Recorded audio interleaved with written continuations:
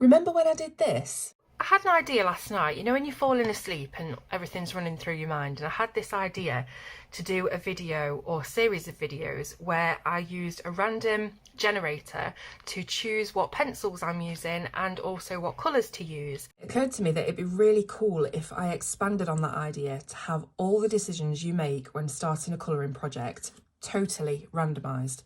What you're going to colour, what supplies to use, and of course which colours. All these things decided by fate.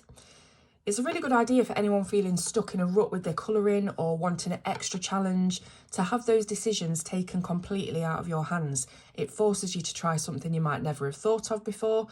You might discover how much you love or loathe a certain medium or subject. So I've developed Colouring Roulette, the extended version. It's a printable prompt generator for when you want to mix up your colouring a little bit, try something new. It'll tell you what to colour, what medium to use, which colours, and there are also wildcards in there which add a further twist if you're really looking for a challenge. Obviously this would be a perfect candidate for a physical product, but I would not know where to start in developing something like that, and just the thought of everything that would go into it is a bit mind-blowing for me. However, what I am good at is creating printables. So I've designed this from scratch, and you'll be able to download the file, print it out, and cut the prompt cards out to use at home. So let me show you what this actually entails. This is the first page of the download, and it's the instruction sheet. So I'm going to go through it all with you, and then I'll show you the actual prompt cards themselves. So, Colouring Roulette is a colouring tool that combines prompts, mediums and colours to randomise your next colouring project. First of all, you'll print and cut out the squares. So you'll get a file with several sheets that look a bit like this, and you will cut out all of the squares. It took me about half an hour to cut out all the squares, but once it's done, it's done. And I've said to use thick card if possible for durability. So it's going to last you a bit longer. Now, there might be some cards in there that are mediums that you don't have. For example, there is one card that is the medium tinted graphite. I know that not everybody has tinted graphite, so it's just saying here to discard any cards that you don't need. So supplies that you don't have, maybe prompts, pages that you don't have in your books. But there again, with the actual illustrations themselves, you could always go on to Etsy or look for downloads that are that particular subject. So that's not really as crucial as having supplies. So if there are any supplies in there you want to get rid of, just do it. Then you sort the square cards into 3 piles: prompts, mediums and colours. So I'm going to show you that now. Here are the little cards. They're really sweet. These are the prompt cards, and this is what you actually will be colouring. So what subject, what theme. Now, every card has got its subject in the corner. So these are all prompt cards, and they've all got prompt written in the corner. Now, the reason that they're all black and white is because I wanted to save on people's printer ink. I know some people only have laser printers, and using tons of colours was just it wasn't going to be feasible for everybody. So that's why I've not made them in colours. I've just put the tag of what they are down there in the bottom corner. So the subjects include things like cakes, flowers, castles, underwater, people, lanterns with candles, so something with a flame on it, hair and fur, we've done flowers, urban scenes, landscapes. There's all sorts in there, there's loads. So that is your prompt pile. So you cut them out, pop your prompts in one pile. Then you've got your mediums. So as I mentioned, we've got the tinted graphite, there's things like watercolour paint, coloured pencils obviously, fine liners, your favourite medium. So you just pick whatever it is that's your favourite that you've got. Got metallic pencils, there's your least favourite medium, and there's also in here somewhere ask a friend. So if you do select that card, you'll just have to ask somebody in your house or just a friend, just say, pick something for me to use, and then it's up to them. You have to do what they say. Now we've got the third pile, which is all of the colours. Now I've tried to be as thorough as possible on colours. Periwinkle, blue-green, violet, aqua, crimson, yellow-green. There's tons and tons of colours in here, emerald green. There's loads of greys as well. There's warm greys in light and dark. things like that. You know, just loads of different colours, all the colours that I could think of that would be feasible for this. So you've got your 3 prompt, medium and colour piles of cards.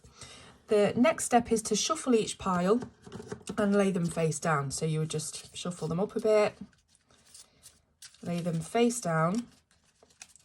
Now you can either, when you want to choose your card, you can either go from the middle of the pile somewhere, or you can choose the top card, but you might be able to see it, which is annoying. You might be able to see the ink underneath. So it's probably better if you shuffle it up and then just choose one from the centre. I'll do that in a second, we'll go through it together. So I'm just shuffling the cards up at the moment. They're all the same size, these cards, so you can put them in something to keep them somewhere, a little box or something like that, and then just pull them out when you want to. Like I said, these would make a great physical product, but it's just not something I'm got any knowledge in whatsoever. Right, so we've got our 3 piles. Number 4 is to take 1 card from the prompt pile, 1 from the mediums pile, and up to 5 cards from the colours pile. So really, it's up to you how many colours you want to take from the colours pile, but I thought I would restrict it to 5. But, you know, do what you want, it's up to you. So 1 card from each pile. So I'm going to take this one, which is hair and fur. Then I'm going to take this one, which is water-based pens.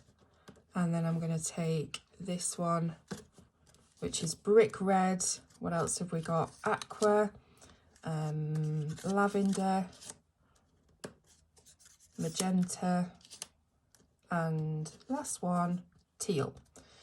So I would have to colour a page or an illustration that incorporates hair or fur. I've got to do it with water-based pens, and I've got to use only brick red, aqua, lavender, magenta, and teal.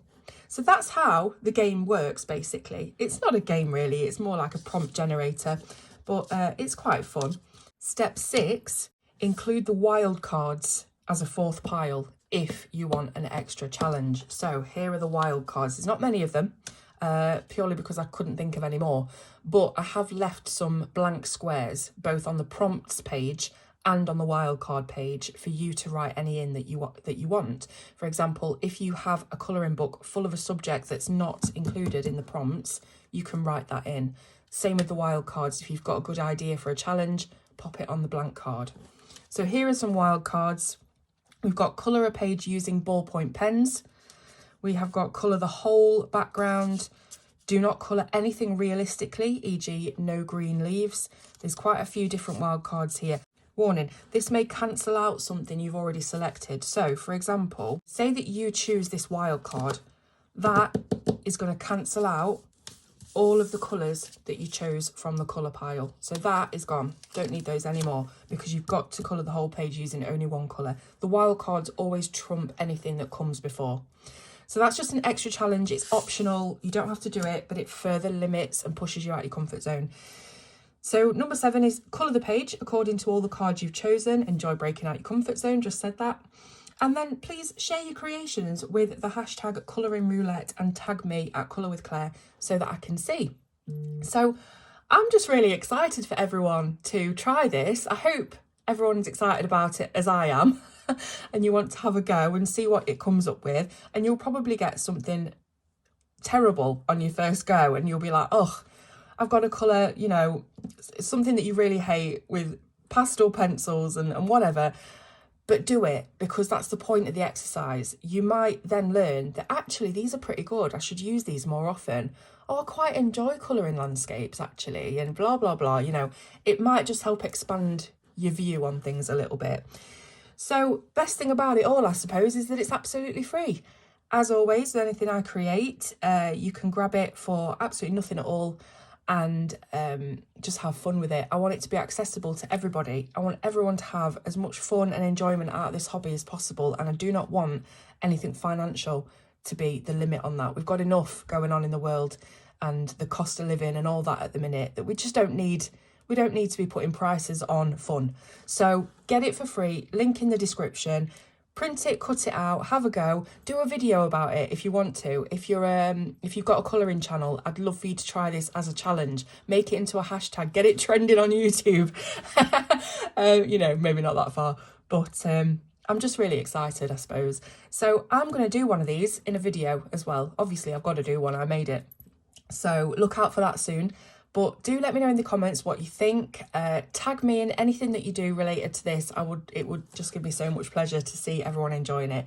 So thank you so much for watching, and I'll see you soon on Colour with Claire.